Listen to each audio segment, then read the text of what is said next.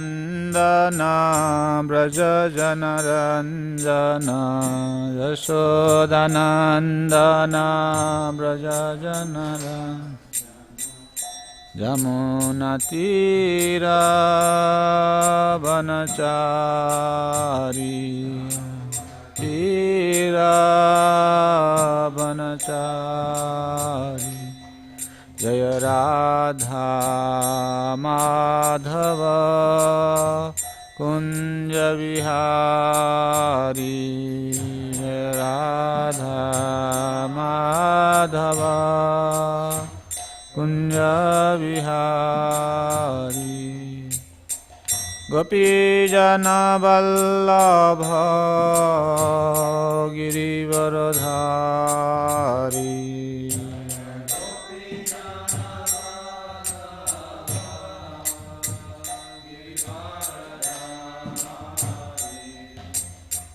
Yashodanandana Braja Janaranjana Yashodanandana Braja Jana Yamunatira Vanachari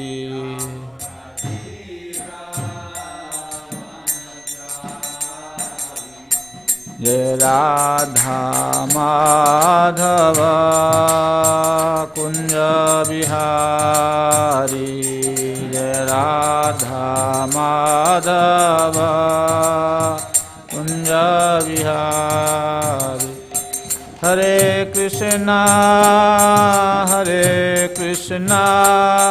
Krishna Krishna Hare Hare Hare Rama Rama Rama Hare Hare Hare Krishna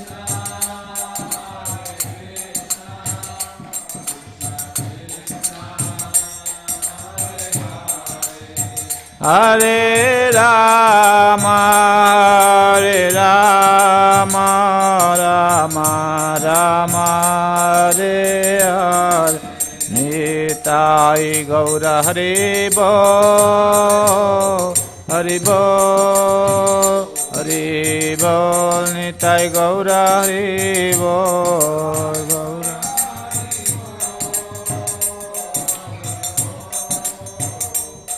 Hare Bo Nitai Gaura Hare Bo Hare Krishna Prabhu Srila Prabhupada ki Srimad Bhagavatam Mahapuranam ki Gaura Premanande. So Prabhu told me to speak from Bhagavatam and he said I can choose a verse. Today is speaker's choice, Tuesday. Then I thought of speaking from this verse from 5th canto of Srimad Bhagavatam, where demigods are speaking, they are glorifying the devotee and the Lord. So, we'll read from Canto 5, Chapter 18 and text number 12. If you have on your phone, you can just look at it.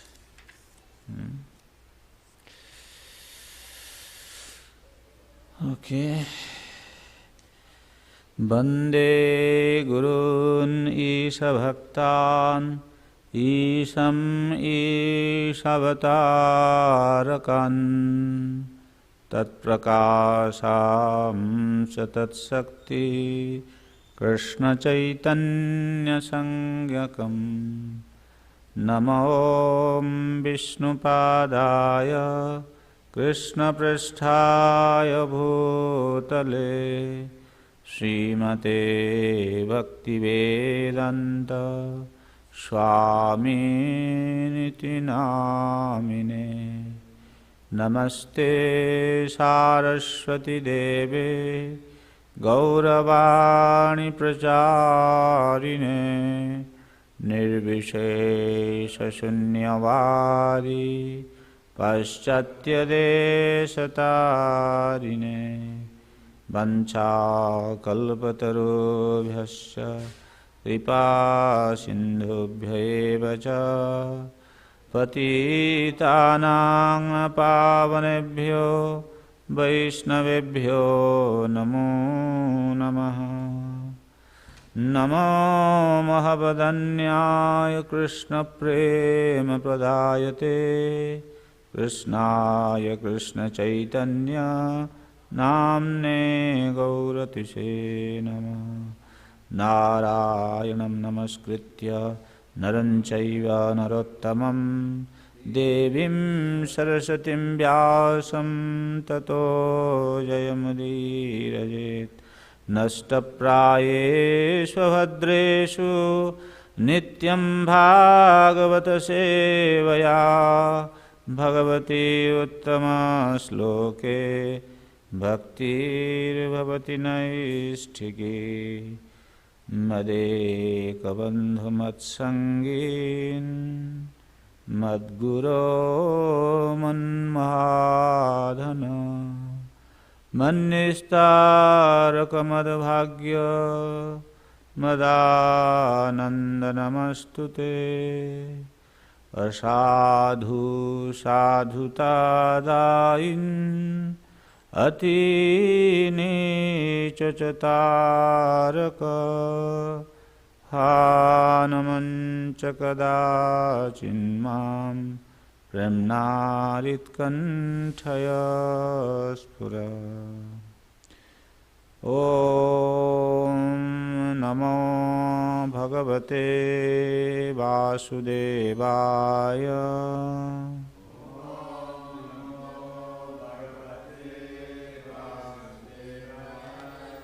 ॐ नमो भगवते वासुदेवाय।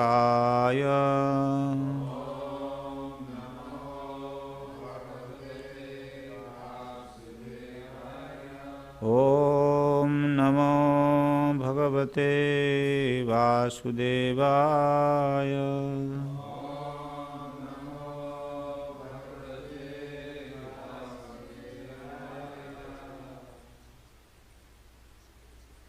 Reading from Srimad Bhagavatam, Canto 5, Chapter 18. The residents of Jambudip offer prayers. Text number 12. Jasyasti bhaktir bhagavatya kinchana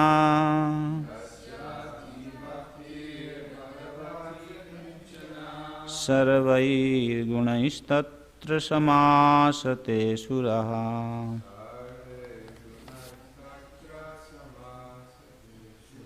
हरावभक्तस्य कुतो महद्गुणा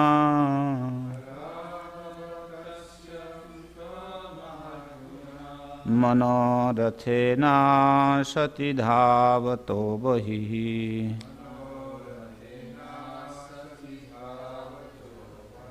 जस्यास्ति भक्तिर्भगवत्य किंचना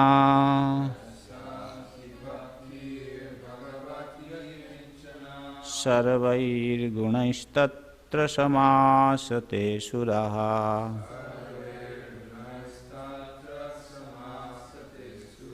हरावभक्तस्य कुतो महद्गुणा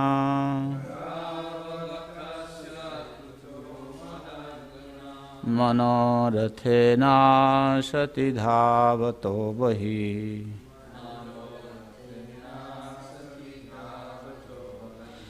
जस्यास्ति भक्तिर्भगवत्य किंचना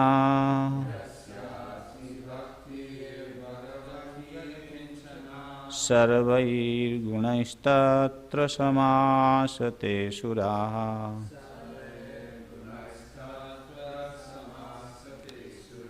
हरावभक्तस्य कुतो महद्गुणा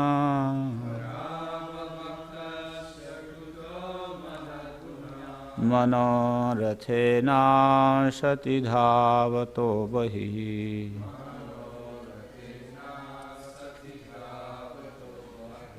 please repeat. Yasati bhaktir bhagavati akinchana.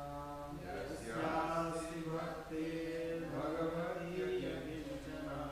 Saver gunastatra samaste suraha. Saver gunastatra samasate suraha. Rava bhakta shatuta mahadguna.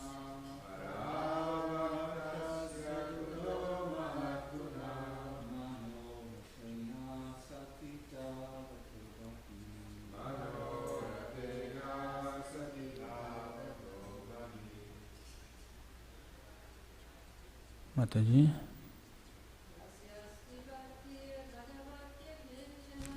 Jasyasti bhaktir bhagavatya kinchana.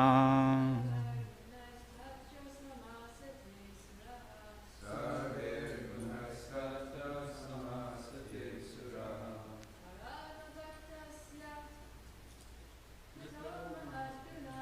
Rava bhaktasya kuto mahadguna.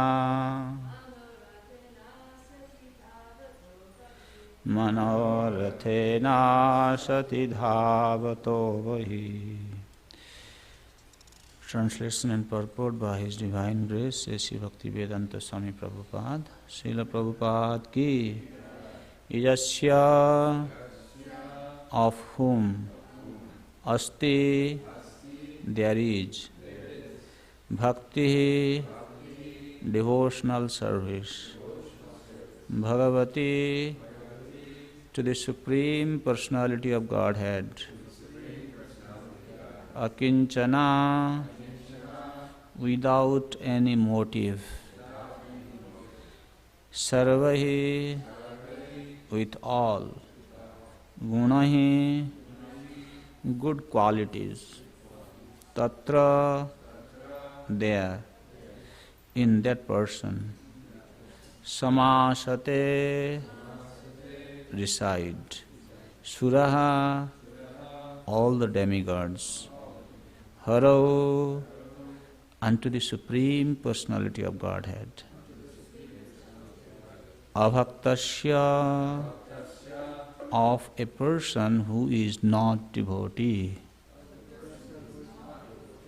Kutaha, where, Mahadgunaha, good qualities, Manorathena, by mental speculation, Asti, in the temporary material world,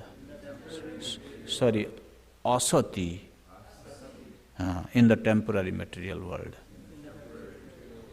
Dhāvataha, who is running, Bahihi, outside. Translation. All the demigods and their exalted qualities, such as religion, knowledge, and renunciation, become manifest in the body of one who has developed unalloyed devotion for the Supreme Personality of Godhead, Vasudeva. On the other hand, a person devoid of devotional service and engaged in material activities has no good qualities, even if he is adept at the practice of mystic yoga or the honest endeavor of maintaining his family and relatives.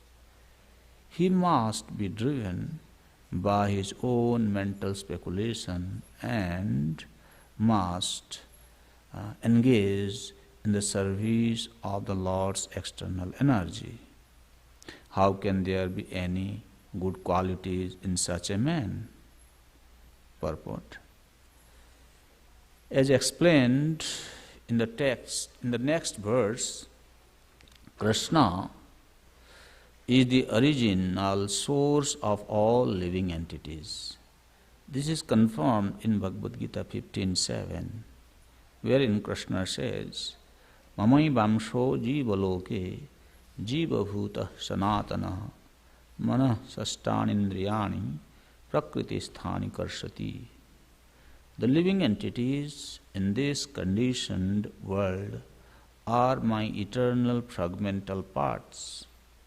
Due to conditioned life, they are struggling very hard with the six senses, which include the mind. All living entities are part and parcel of Krishna, and therefore, when they revive their original Krishna consciousness, they possess all the good qualities of Krishna in a small quantity.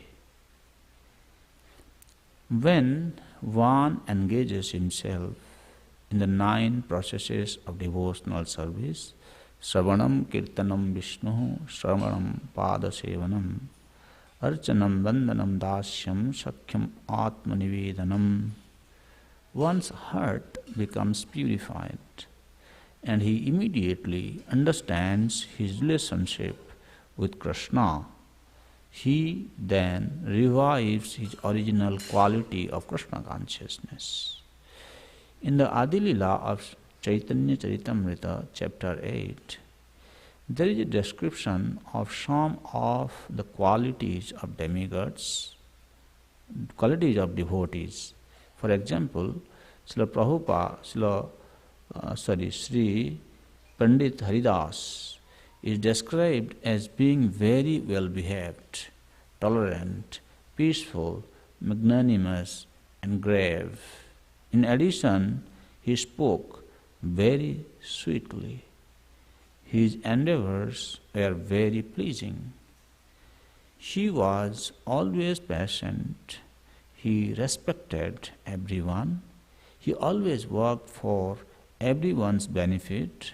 His mind was free of duplicity, and she was completely devoid of all malicious activities.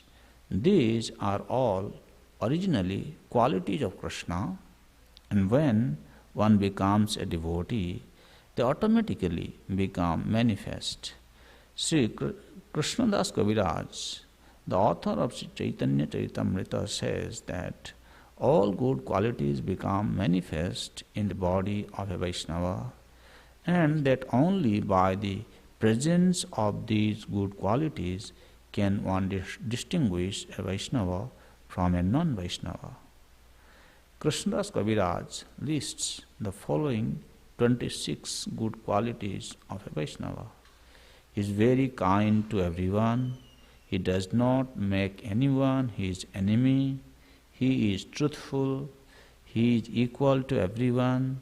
No one can find any fault in him. He is magnanimous. He is mild. He is always clean. He is without possessions. He works for everyone's benefit. He is very peaceful. He is always surrendered to Krishna. He has no material desires. He is very meek. He is steady. He controls his senses. He does not eat more than required. He is not influenced by the Lord's illusory energy. He offers respect to everyone. He does not desire any respect for himself. He is very grave. He is merciful. He is friendly. He is poetic. He is expert. He is silent. So, this is one of the very important verse in Srimad Bhagavatam, which is describing a Vaishnava. And here the demigods are praying that one who is always attached to hear or glorify the glorious activities of Mukunda, the personality of Godhead. Who will not desire to associate with such a devotee?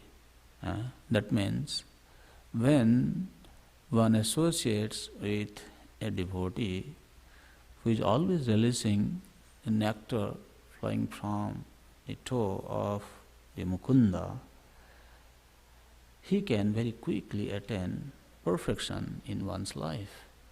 And that is the way of attaining perfection. So having said that, now he is saying, Jasyasti bhakti bhagavatya kinchana sarvai gunastatra samasate sura hara bhaktasya kuta mahadguna manorathena sati dhavata vahi. Now, he is speaking that when the dirt in one's mind is eradicated, then what is the result? That's what is being discussed here. Jasya. Jasya means of whom, Prabhupada translates. So who is that person? Having totally cleansed of the material contamination. That person. When there is no material contamination in the mind of such a devotee, what happens to him? Jasya asti. At that time, he attains to the akinchana bhakti. So akinchana bhakti means, as Prabhupada describes, without any motive, means niskam bhakti. He is not performing devotional service with a desire to attain something in the material plane.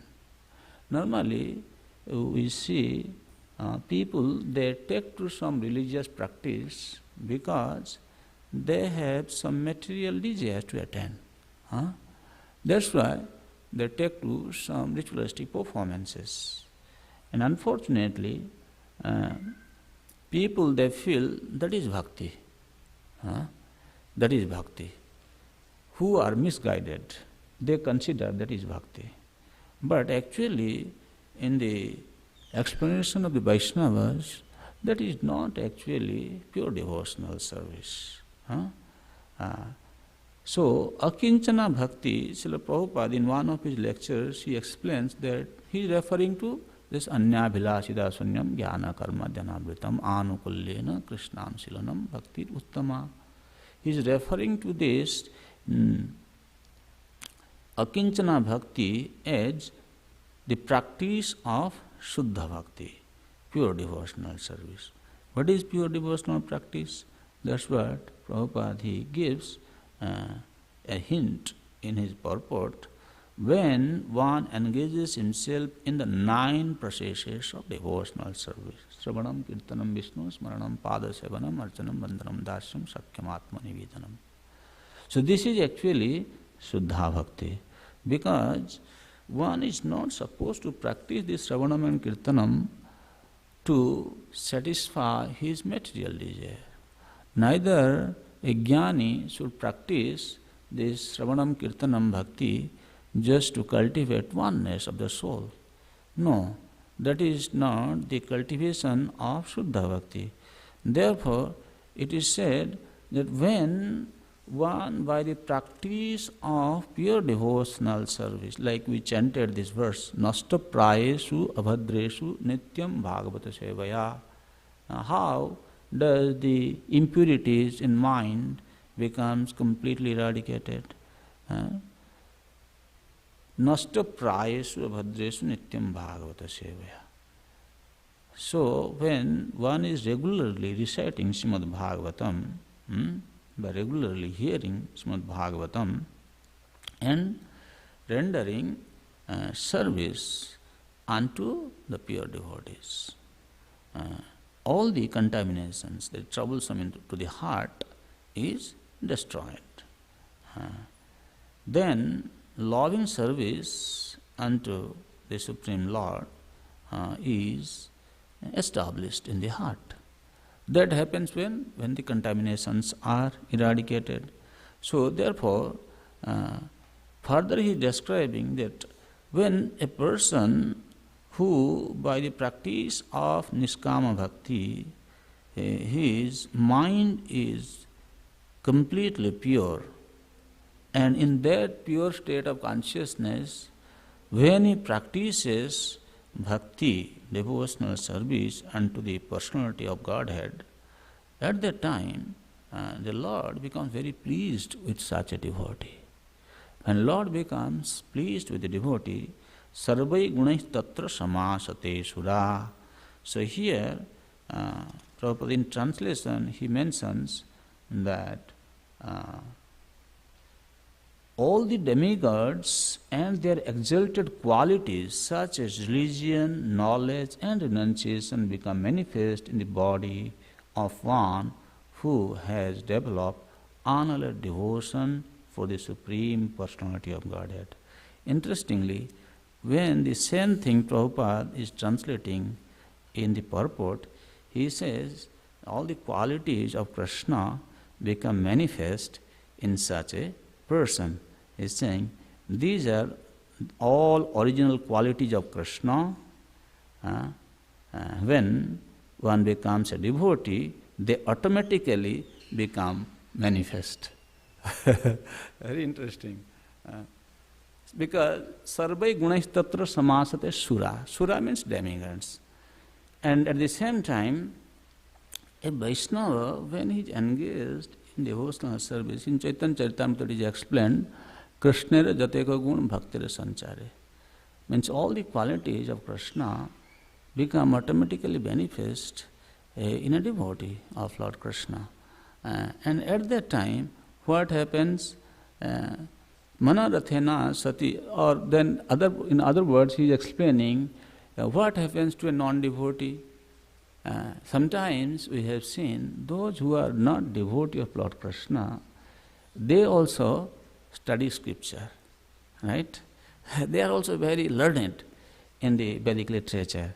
So what happens to them? So do they gain all these good qualities in them? No, that's why here they are saying, no, the non-devotees, those who are not devotees of the Lord, they don't get these good qualities. Why? What happens to them? Even though Srila Vishnu Chakravarti Thakur is saying, those who are non-devotees, they may have knowledge of the scripture, but they will have all the bad qualities in them. What kind of bad qualities? Sometimes you find these people are envious and they are not very tolerant to see the good qualities in others. Matsarata, Irsa and Matsarata. Irsa means envy and Matsarata means one is not tolerant, one is not able to see the good qualities in others. So, if somebody just having good knowledge of scripture, or he is making a show of his knowledge, at the same time he is very envious to the devotees of the Lord. In fact, here Vaishnava he is friendly to all and he offers respect to everyone. We can see the difference. A Vaishnava is one who is ready to offer respect to everyone. Then how can he become envious of anyone, or how can he cultivate the mood of judging others that how they are inferior to him, they are not having good qualities? Bhaktivinoda Thakur, he also speaks about a Vaishnava. He says the general dharma, the general quality of a devotee is, even a general human being, he will always respect others. This is sadhana dharma, common religious principles to be practiced. by one and all. So then you can imagine a Vaishnava, he definitely offers respect to everyone. Means he understands what is whose qualification. According to their qualities, he offers them respect. Neither he tries to glorify them just to get some kind of recognition from such kind of people, nor does he unnecessarily condemn someone just to make a show of his power or knowledge or his position. No, that is not the quality of a Vaishnava. So then those who are non-devotees, who are, he is saying here in this verse it is said that harava bhaktasya kuta mahadguna abhaktasya. Those who are non-devotee, what happens to them? They don't have these good qualities. Why? Manorathena sati dhavata vahi. Asati. Asati means Vishaya sukhe manorathena vahi dhavati. Vishaya sukhe means their mind is mostly engaged in experiencing material happiness. And vahi dhavati, he is going outside. What does it mean? Vahi means he is engaged in labha, puja, pratishtha, sukha. Means whatever he is doing, at the back of his mind, he is thinking how I can gain some material profit, or how people going to offer me respect, or he is just considering, calculating in his mind how by the execution of such activities he is going to become happy. Means he is trying to control the situation without being dependent on the Supreme Personality of Godhead. And he is an asati, and his mind, manorathena sati dhavata vahi. Riding on the chariot of mind, he is always going outward. And this abhakta have been defined as Srila Prabhupada, he is saying, on the other hand, a person devoid of devotional service means is a non-devotee, a bhakta, and engaged in material activities has no good qualities. This have been defined as those who are mostly engaged in releasing griha sukha, or too much attached to materialistic life. They cannot have any good qualities. Then he is speaking about the jnanis. Even if he is adept at the practice of mystic yoga or the honest endeavor of maintaining his family and relatives. I said, no, the griha sukha, he is explaining, Prabhupada is saying, sorry. He is saying, here abhakta means he is very, or the honest endeavor of maintaining his family and relatives. Here, honest endeavor to maintain his family and relatives means actually he is very much attached to such kind of family life. This should be understood. Means he thinks that is the only duty he needs to perform. Well, in our Krishna consciousness, we don't tell that, a devotee, a grihastha, should not take care of his family members, or he should neglect his family members. We don't say that. We say they have to maintain their family. How they should maintain their family, with what kind of consciousness? He understands, a Vaishnava, he knows that, well, Krishna is the maintainer, first of all. Krishna, he maintains everybody, and he is maintaining my family also. Then whatever service I am doing, actually I am doing this on behalf of the Supreme Lord. He is maintaining, but I am doing this service on his behalf. They are his devotees and I have to take care of them. So he does not identify so much with bodily relations. He is my wife, he is my children, my father, mother. Yeah, they are Vaishnavis. They are also devotees. And I have to take care of them. I have to maintain them. So in that way what happens, he is not very much attached to this family life. Because he understands that is a duty he has to do. Everybody is here practicing Krishna consciousness. They are devotees of the Lord. So he is facilitating that service for them. So in that way, he doesn't become so much attached. And he is also, you can say, honestly endeavoring to maintain his family members. That's a true honesty. But when here Prabhupada is maintaining, saying that, or the honest endeavor of maintaining his family and relatives, he is relating it to the non-devotee, means he is very much attached in a gross platform. That is the point. He must be driven by his own mental speculation. What this lava, puja, pratishtha, he will be thinking of attaining it, and therefore driven by his own mental speculation and must engage in the service of the Lord's external energy. Maya sukha. Maya sukha pavaro mudmahata vimudhan. How can there be any good qualities in such a man? Then Prabhupada is kind of, he is enlisting the 26 qualities of a Vaishnava. So one who becomes a devotee of the Lord, not only the demigods become manifest in his body, not only the qualities of the demigod become manifest in his body, but all the divine 26 qualities of a Vaishnava becomes fully manifest.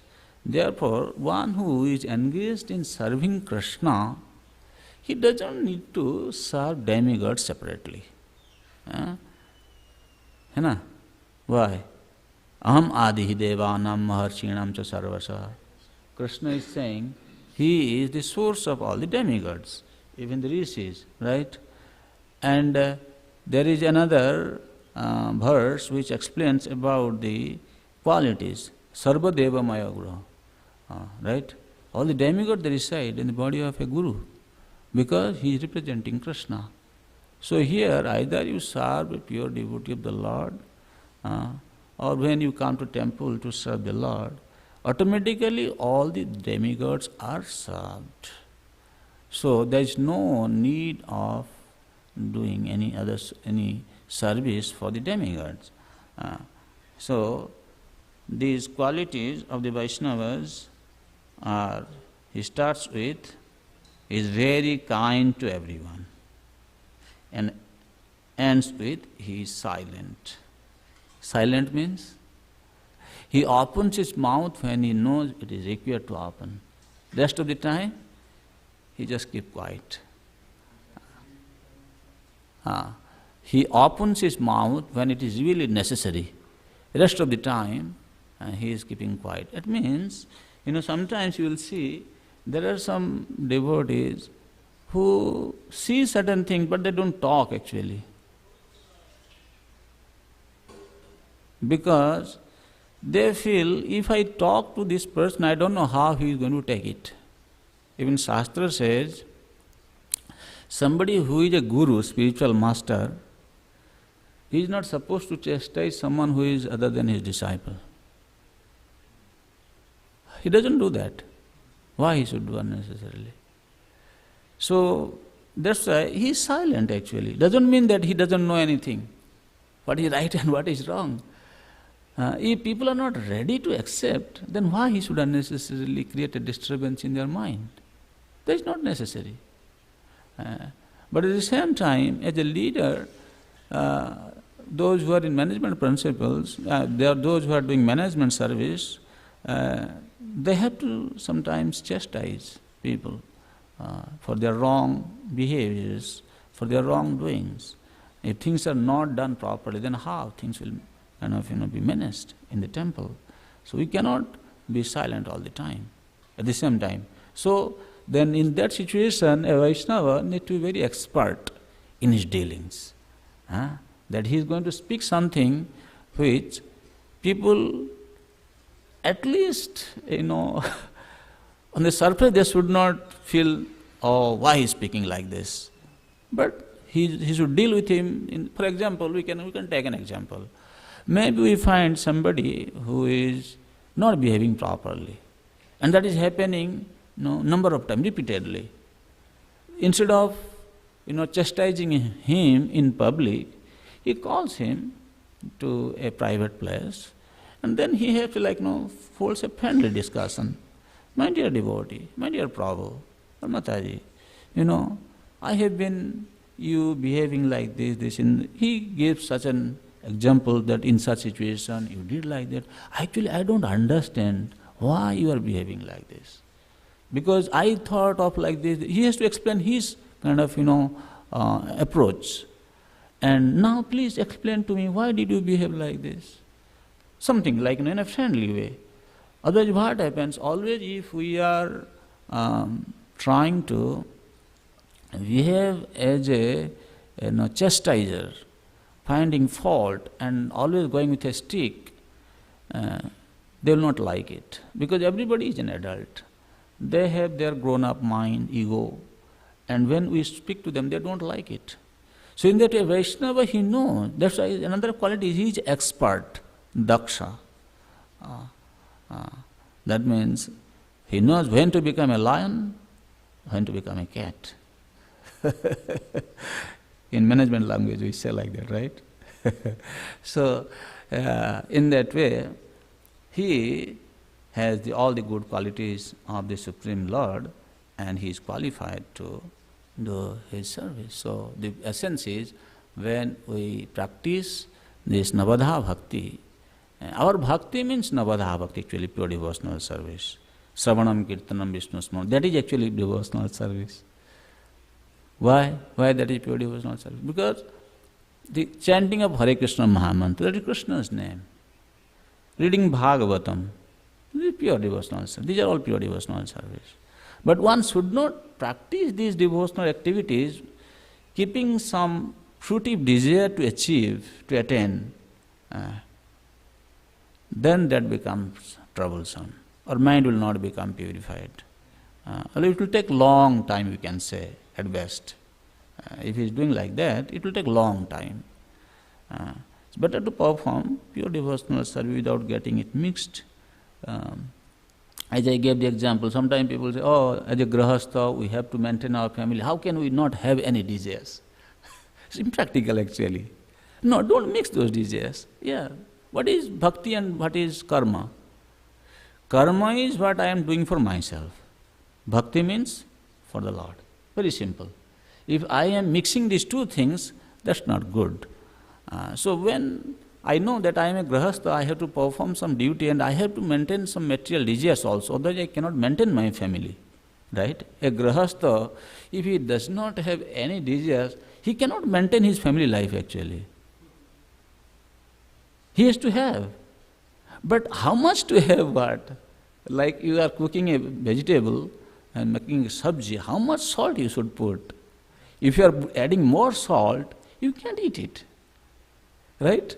Similarly, how much desire you should have? Why grahastha life? Grahastha life is actually to burn out karma kashaya. Grahastha life is meant for burning out our material desires. Not that cultivating material desires. There's a platform to cultivate our material desires.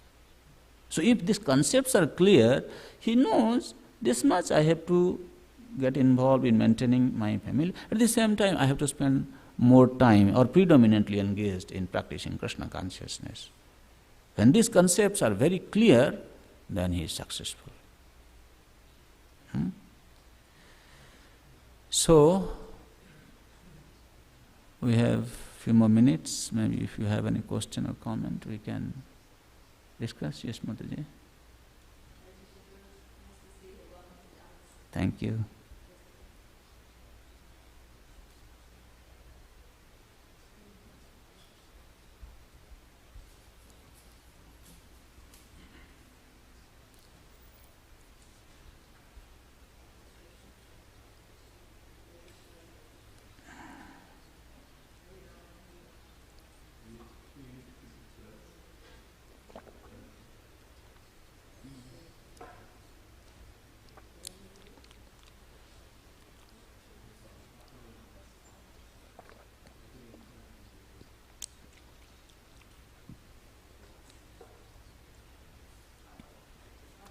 Yeah, you can speak.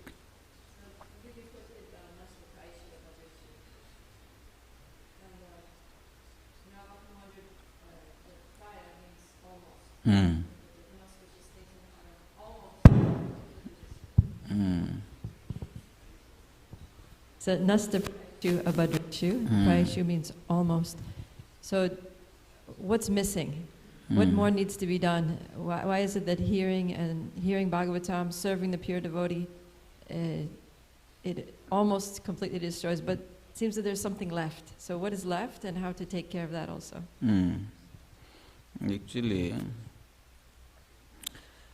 nashcha prayeshu abhadreshu nityam bhagavata sevaya. Then Bhagavati Uttama Sloke Bhaktir Bhavati Naistiki. After that, what is the next verse?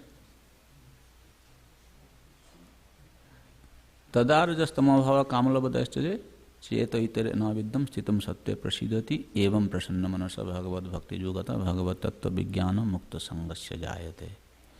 There is a series of verses actually, which explains when one actually start practicing pure devotional service, then he is gradually getting purified. And the purification, when it is kind of almost going to be nil, means there is something remaining that is not in the hand of the sadhaka, that he can become by performing devotional service. He is thinking, I can be completely become purified by my own practice of Krishna consciousness. Because even in Nectar of Devotion, Srila Rupa Goswami explains that one should not think that because I am practicing the sadhana bhakti, that's why definitely I will get the mercy of the Supreme Lord. No, there is no such practice actually. Prabhupada's comments like that. Then somebody may say, oh, why it is? Then why are you asked to follow this Mangalarati, chanting and all this? What is the use of doing this? If you cannot do and this cannot help? No, the point is here, you should simultaneously execute your duty and remain dependent on the mercy of the Supreme Lord. The last touch, finishing touch, is going to be done by Lord Himself. That price, that little bit which is still remaining, that will be removed by the Lord Himself, by His mercy only that will happen. Otherwise you see, like Jashoda Mata, she was endeavoring to tie Krishna, but she could not. He is mother. He is Krishna's mother. She could not do it. At the same time, mercy was also required, so that she could tie the Lord. So that is the thing. Otherwise, somebody is thinking, oh, he is very puffed up. That you can think you can become very 100% successful? No. Lord's mercy is required. That prior to, at the last moment, Lord's intervention is necessary. Our Lord is going to remove the last part of the remaining contamination will be totally eradicated. Then, evam prasanna manasa bhagavad bhakti yogata bhagavad tattva vijnana mukta sangasya jayate. So, that is the way that while reading Bhagavatam, chanting, we do, that is the devotional service we are asked to practice by our Guru, by our Acharya, founder Acharya. At the same time, we should be fully dependent on the mercy of the Supreme Lord.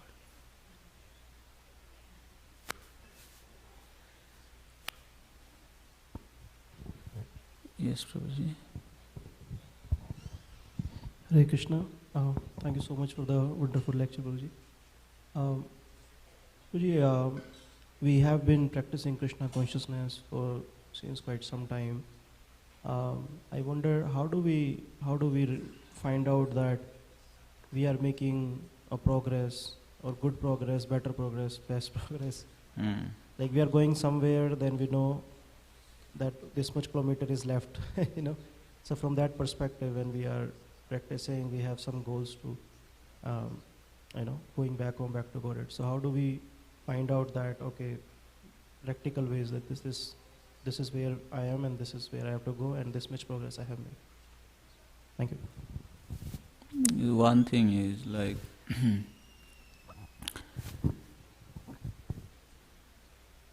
first thing is a sadhaka should always remain sincere.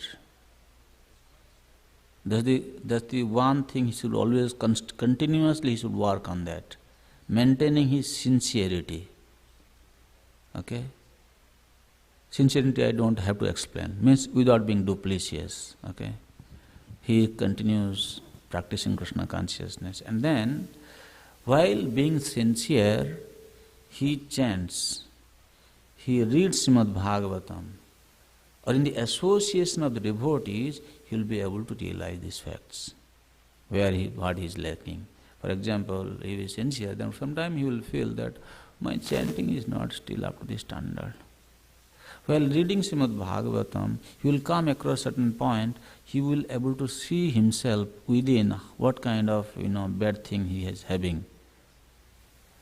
In the association of the devotee, when he hears, he will be able to point out where he need to improve. Sometimes you have seen some devotee, they say on their own, Prabhu, I think I am not actually progressing. That's a good sign actually. At least he is able to detect that he is not growing. That is the sign of progress. On the other hand, somebody who is not able to see that he is not growing and he is feeling self-contented, everything is well and good, flourishing in his life, he is actually not growing. So these are the indications that he should know. If I am always happy, I don't feel there is anything lacking in me in Krishna consciousness, that means there is something wrong with me. In the association of devotees, by hearing, I say, oh, then that's good. If in the association of devotees I am not able to see that, that means I am not growing. So it is being eaten up by aparad. Bhakti is stunted now. Jadi Vaishnava aparad uthati mata upadeva chhindetar sukhi jai pata. Tate mali jatna kari kare avaran aparad hastir jaiche nahoy udgam. Kintu jadi latarange uthe upasakha bhakti mukti vancha jata sankyatar lekha nisiddhachar kuti nati jeev himsan la pujar pratishtha jata upasakha. Anyway, sek jal paiya upasakha badi jai, stabda haiya mool sakha badi te na paye. Sek jal paiya upasakha badi jai. You practice Krishna consciousness, automatically as a byproduct you will get all these la pujar pratishtha, lot of opulence sometimes also a devotee may get. These are all byproducts of bhakti. Yes, Shekdal Paya Upasakha Badija, which is not required. If somebody is chanting and he is thinking of money, Krishna will give him money. Definitely he will give. Because he is all giving, no? He is Krishna, he is all encompassing. How can he not give? But what happens is, then these upasakha, these unwanted weeds, they are growing. And stabdahya mool sakha vaditina pai. Like he is happy in material field of life, he feels, oh, everything is well and good, but he is not able to see that his devotional life is affected. Bhakti is not growing. So, first thing is just to be sincere. With sincerity, when he chants, reads, in the association of devotees, he will be able to see where he is lacking. Or in other words, if many weeks, months are passing and I don't feel anything lacking in me in Krishna consciousness, that means there is something wrong. I should know this.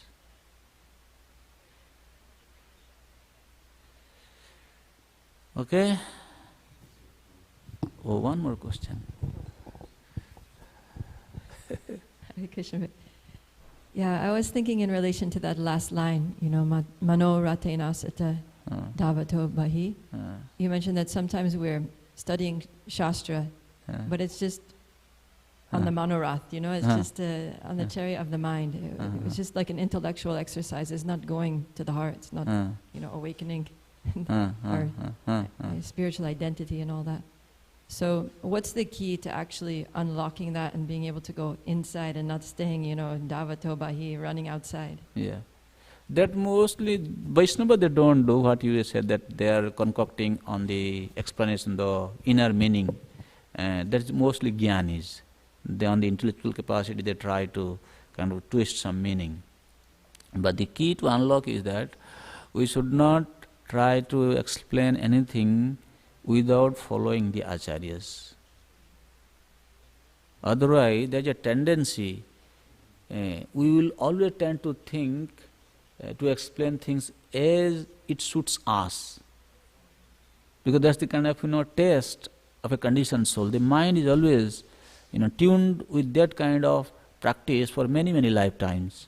So mind will always try to present that kind of ideas to us. So therefore the best thing is we should kind of, okay, how the acharyas have explained this. Like as we said, Bahi. Bahi means what? This Bahi is La Puja Pratishtha. Very, very clear. That is not related to Krishna consciousness. So similarly, the main key is we should know that I am studying this literature following the thoughts of the predecessor acharyas. Like you see in one verse, Sridhar Swami has given commentary, Vishwanath Chakravarti Thakur has given commentary, Vijayadhwaja Tirtha he has given commentary, Jiva Goswami has given commentary, Baldev Vidyabhushan has given commentary, even 10th canto you find Sanatana Goswami has given commentary. So then, one verse so many acharyas have analyzed, how they have understood it. Or if I am not able to understand, then one who has understood it, let me hear from him. Because not everybody can understand Sanskrit. So what to do? Then at least those who know, then we can understand from them. Otherwise there will be always some sort of leniency from my mind side to speculate on the philosophy. Especially those who are intellectually, sharp, they always try to find their own conclusion. It will become difficult. Krishna consciousness is very sweet when you are a follower. And initially we become a follower, then we become the follower of our mind, then when you become the follower of your mind, it will bring to a desert. You will find no water. That's a problem. But initially when you are going towards the desert, you are still enjoying. Maybe I am going in a good direction. But until you find yourself in a place where there is no water, then you feel, oh, so difficult. Therefore always it is always safe to understand this, especially Bhagavatam. Like Prabhupada, he said, why Bhagavad Gita as it is? It's a very interesting point actually. As it is, Prabhupada has translated Baldev Vidyabhushan's commentary. And sometimes he has spoken from Vishwanath Chakravarti Thakur also. Sometimes he has spoken from Bhaktivinoda Thakur's also. And our Sridhar Swami's commentary also. Yes, he has taken all these commentaries. He has not spoken something from his own. He has always followed. That's why it is as it is. Even Bhagavatam, mostly Vishwanath Chakravarti Thakur's commentary. You can see, right? He is an acharya, he has established this worldwide organization. He has not commented anything on his own.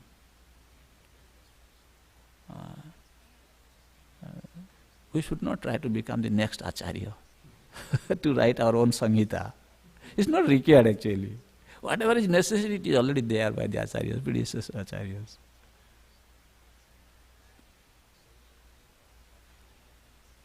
So you were staying in Dallas now?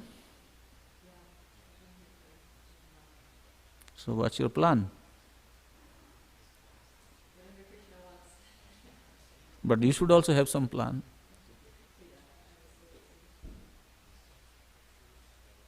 You are no more staying in Gainesville.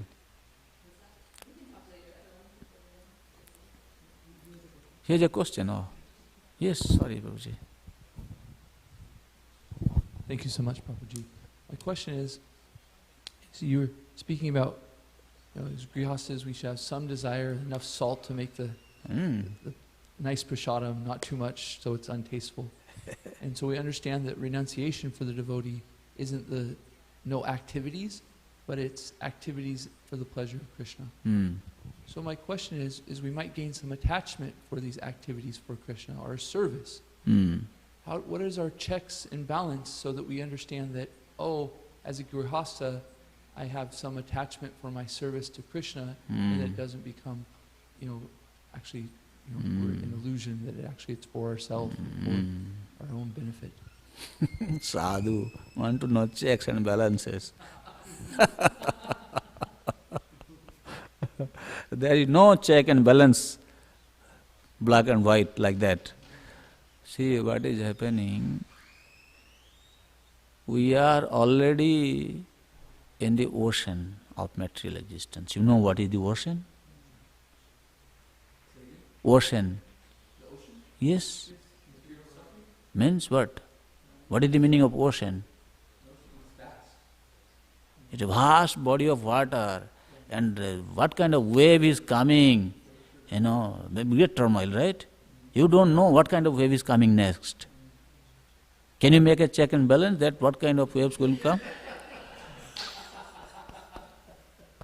But there is only one way, that is, you need to have a spiritual guide, who is Guru. That from in time to time, we will be facing with different types of challenges.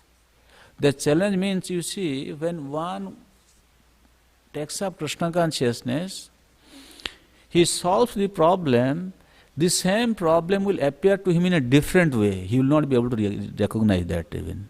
That happens actually. Because Krishna, he will put very strong test until he gives clearance to come back to Godhead. So, that's why I said that it's very hard to find what is check and balance. Check and balance is those who are realized souls, the gurus, they understand, and when you go and talk them for a particular case, it's a case study. One case study has one solution, another case study has another solution actually. Like one disciple goes to Guru, he said, Guru Maharaj, I want to get married. Guru Maharaj says, yes, you should get married. Another disciple goes, he said, no, you don't get married. Right? Why? Not that there is check and balance like that. No, he has to make a study of the analysis, he has to analyze the situation. And then he has to tell you how to deal with the situation. So it depends from case to case. There is no one answer for this kind of thing that you tick like this. There are some principles, like one principle is, okay, you endeavor for your life sustenance as much as required to remain alive. That's a principle. Now here again, how much? What to do?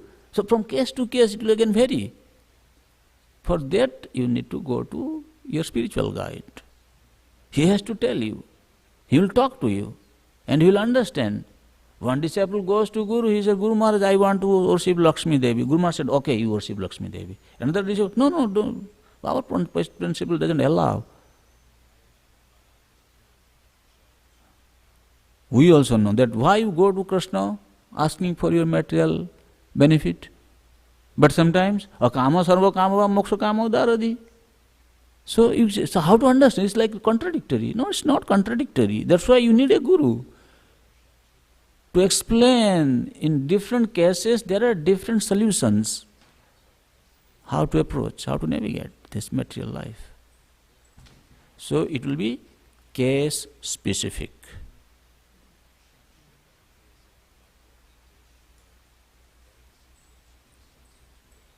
The principle, as I said, is kamasya nandriya priti labha jiveta javata. Then jivasya tattva jigyasa narthajasya karmavi. Kamasya no indriya priti. Life desire should not be directed for sense gratification. Means, I am eating, that's also a sense gratification. Sense gratification doesn't mean that always having some gross activities. No, even eating is also, I am gratifying my body. That's an enjoyment for my body also. Now how much? Just to survive, remain alive. Now the next question is, why you want to remain alive? Jivasya tattva jigyasa. To cultivate Krishna consciousness. Even though this is the principle, but when you see the detailing will vary from person to person, from different case to case. Make sense? Okay. If you understand, then we are happy.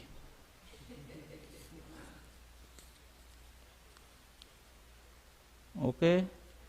So Sadhuji, what is the next? Next is tomorrow morning. Tomorrow morning, that's the main class. And then throughout the whole day we are free.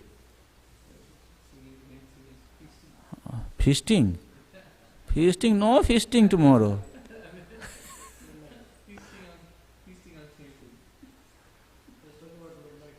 So what time is the Abhishek tomorrow? What time is Abhishek? 8 p.m. Oh, okay. So you will do Abhishek to this small deity, right? So where you will do? You will bring them outside or in the altar? There. Okay. Thank you, Prabhuji. I was waiting to meet you, so you came. I'm happy. Nityananda Prabhu, he was speaking about you. I said, yes, I will meet. He is sick. He is not able to come. Huh? Yeah. So. Yeah.